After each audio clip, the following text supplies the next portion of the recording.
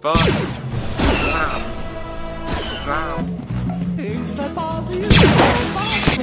What clone troopers to it? Let's see the spare parts, I mean the vehicle. Bloomin' studs make up like 90% of the piece count. Oh wow, that went everywhere. I made a mistake. Hello, I'm TheHappyJawah, and welcome to a review on the Tatooine Battle Pack.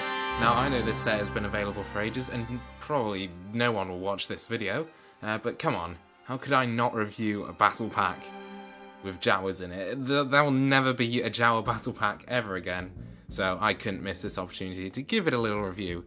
So, let's just jump straight in with the build.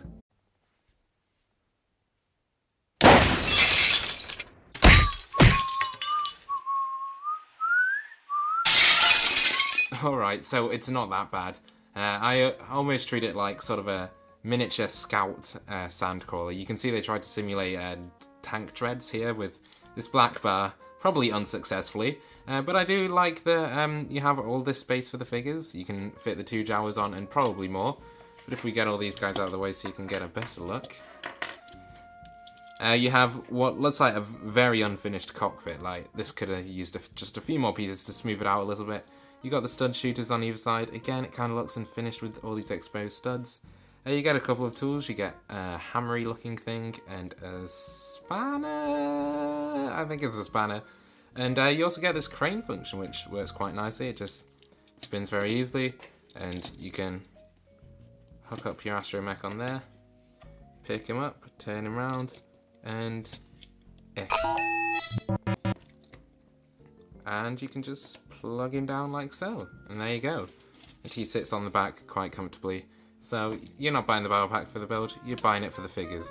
So let's take a look at them. I have a confession to make. I've never actually owned a Jawa minifigure before. Yeah, I know, it's shocking. I'm TheHappyJawah, but I've never had a Jawa before. That sig fig, that's just a black head underneath that dinosaur mask with the eyes expertly photoshopped on. Alright, that was a lie again, you got me, it's actually GIMP, I'm cheap.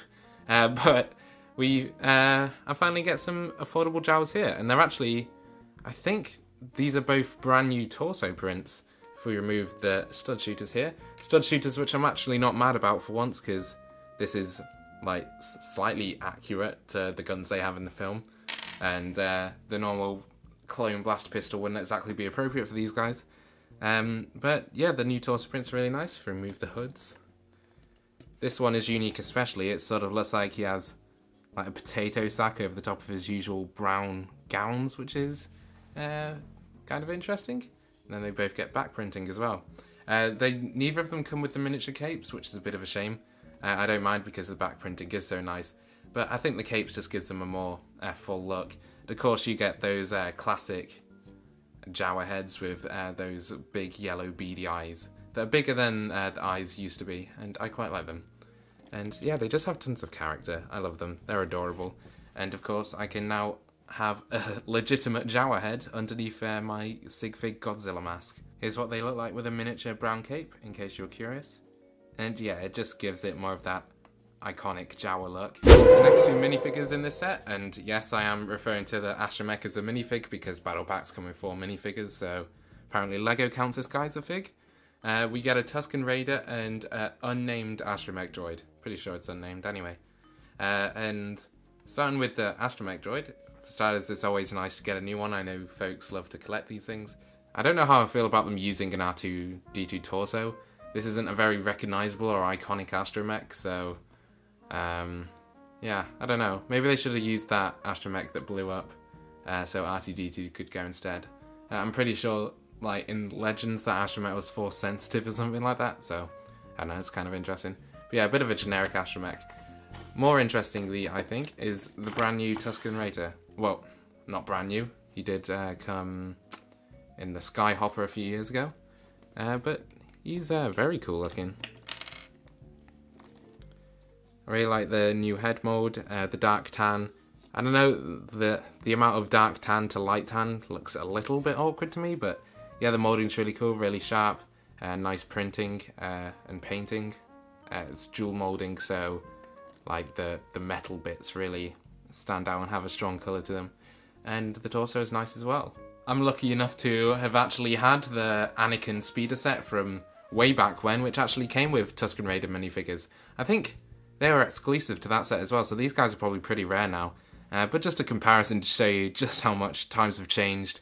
These ones are still pretty endearing, but do look kind of goofy when next to these brand new updated ones.